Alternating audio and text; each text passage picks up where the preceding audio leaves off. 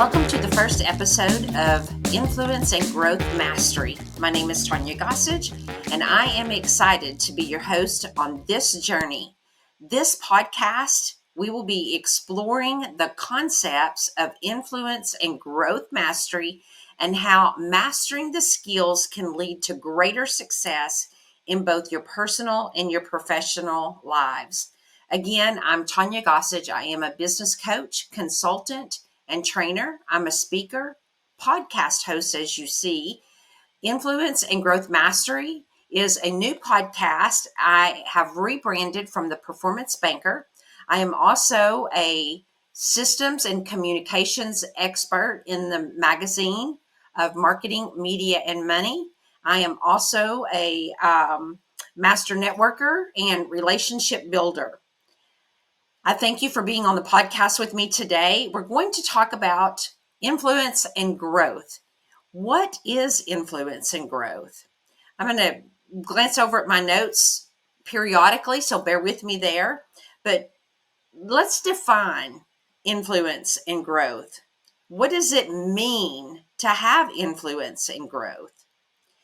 Influence is the ability to affect the actions, the decisions, and the opinions of others.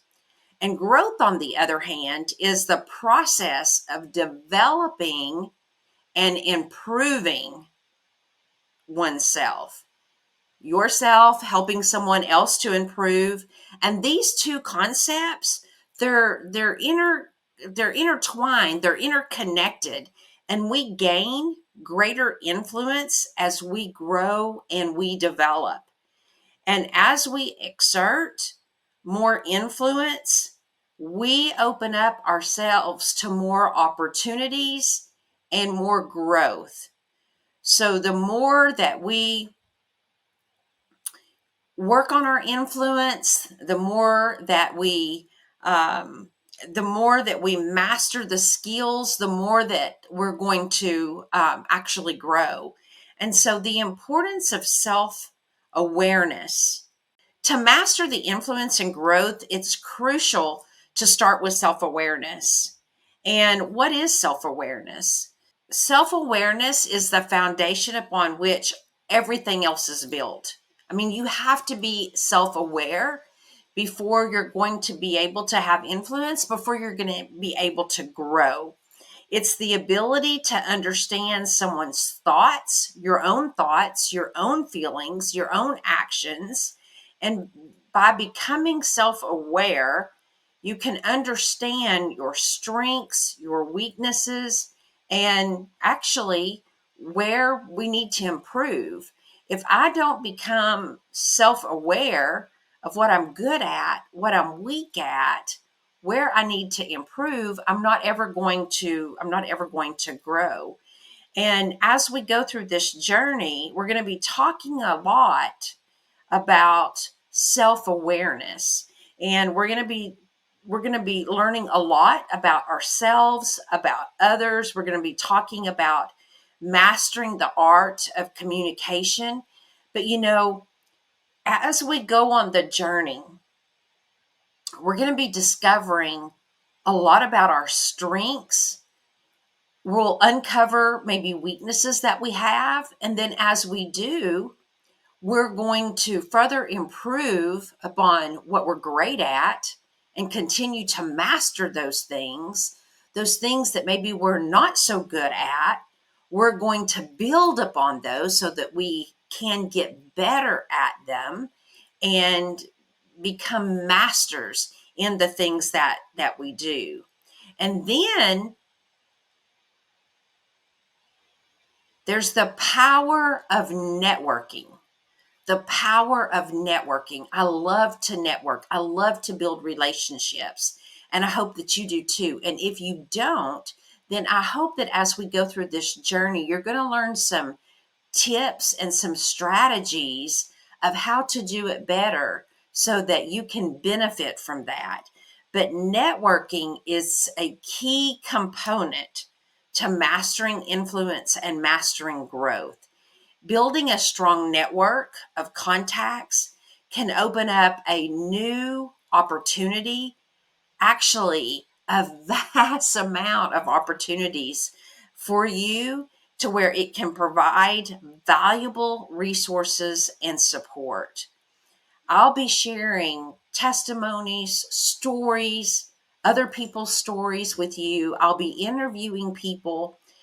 We'll be talking from now on about networking. But networking is not just about collecting a business card or a box of cards. I should have gotten my boxes of cards out about whom all I've networked with in the past 34 years and working my 9 to 5 job.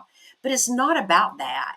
It's about how I got those business cards. It's all about connecting with the people that had in their hands those business cards. It's about building that relationship with those people. It's about getting to know those people, building that friendship with those people. It's about following up with people. It's about genuinely wanting to know about them, about their family, about their hobbies, about the things that they do. It's about writing notes on those business cards, truly understanding what people do, understanding what's important to them, being genuinely loving when you need to be, caring when you need to be, and staying in touch with those people, knowing what they're doing from job to job, staying in contact with them, having that network or that pool of people that you can count on when you need them. And by doing that, building that network, having that sphere of influence and referral base is what ultimately helps you become successful. Because when you have those people that you can call upon when you're in need, is what helps you grow in the long run.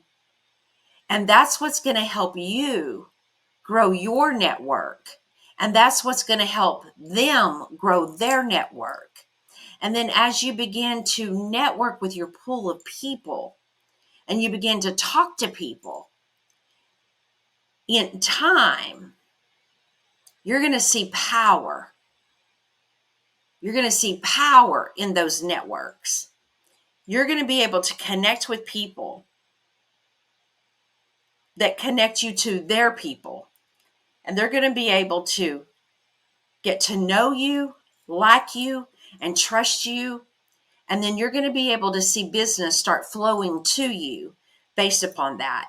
Whether you are networking virtually or in person, it's not about networking and selling your products and your services. It's about building those long-term relationships.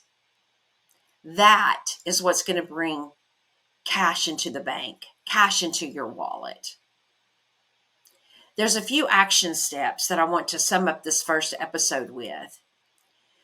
We covered the importance of your self-awareness, knowing what you're good at, knowing where your weaknesses are, knowing what you need to improve at so that you can become better at networking and building relationships and offering your expertise to people. But I want you to reflect in the next few weeks until the next episode. Reflect upon your own self-awareness and think about how you can increase it. And then take the time to build or start building your network and connecting with people in your industry.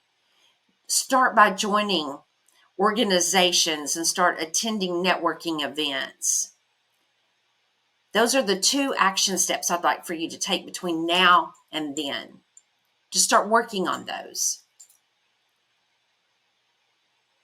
And then tune in to our next episode next week. If you're not on alignable.com, join Alignable. It is a platform where people connect network, build relationships, and then in turn, your business starts to grow. But if you're there, connect with me, Tanya Gossage. I would love to network with you there. Thank you for listening today. Tanya Gossage, Gossage Performance Consulting.